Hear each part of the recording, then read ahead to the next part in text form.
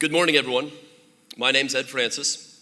I'm a liaison here in Central Ohio for our home health, hospice, and behavioral services that are offered by ViaQuest. It was just a little bit less than a year ago.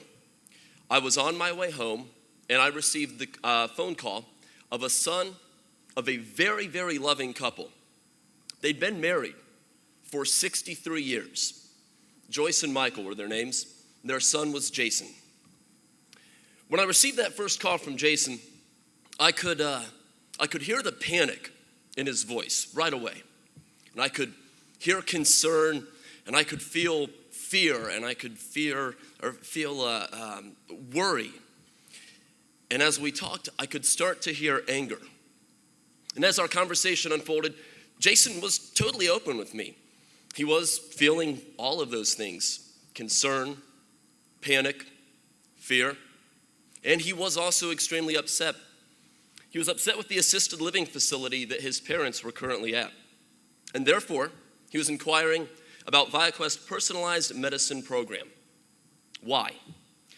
Jason has placed his parents in that same facility together so that they could remain together. That's the way it's been for the last 63 years, and that's the way that their family wanted it during their next phase of their lives. But Michael suffered from dementia. He'd recently become extremely aggressive and at times violent. This aggression led to staff injuries at the facilities, and even his own family had been physically harmed while trying to care for their dad. In fact, the struggle for Michael was so bad that even his wife had suffered physically from these outbursts. For that reason, the assisted living facility had informed Jason that they would be sending his father to an inpatient psychiatric facility for medication management, and that he would not be able to return to the facility, but would instead be placed in a skilled facility. As you would expect, and as he was, Jason, highly emotional, disturbed, anger, fear, all those words I said earlier. Jason believed firmly that if after more than 6 decades of marriage, his mother and father were separated, he'd lose them both. He was desperate, and he needed help. And he needed our help. And that's exactly what ViaQuest did. It's what we do. We help people in need. Our team immediately went to the facility. I actually was on 270, the outer belt, so to speak here, for those of you not from the area, so that I could meet Jason. I turned around on 270, met with Jason, met with his parents, introduced him to our hospice team right away, who was already en route. We arrived at the same time.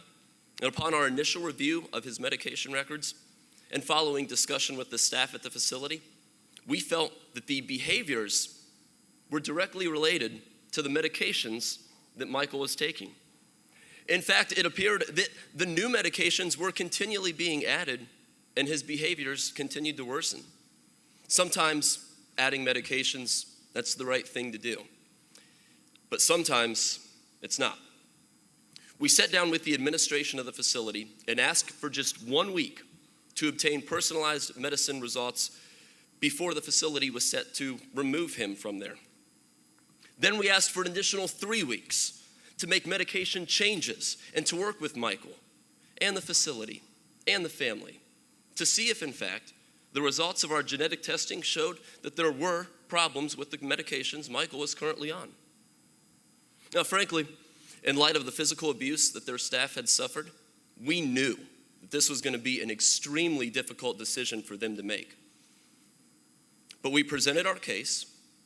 We communicated very clearly the positive impact that genetic testing could have, not only on Michael, but on Joyce, on the son, on the family, and on the facility. So, what did they decide? They agreed with us. We immediately obtained a swab for the testing, and then, to be honest, we just kind of hoped for the best. 5 days later, the results came back. Our team was correct. There were, in fact, multiple medications that Michael had been taking that were genetically incompatible. Not only were these meds unable to achieve a desirable therapeutic effect, but they also placed him at a high risk of adverse reactions, most notably aggression. With these known facts, our team discontinued, added, and adjusted the medications that Michael was on based on the results of that testing. In my follow-up with the Assisted Living Center, just 3 weeks later, that's what we asked for, those 3 weeks, the news I got was even better than I had hoped for.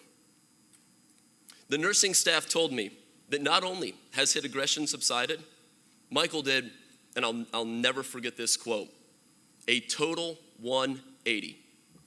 He's back to being one of our favorite patients, they said.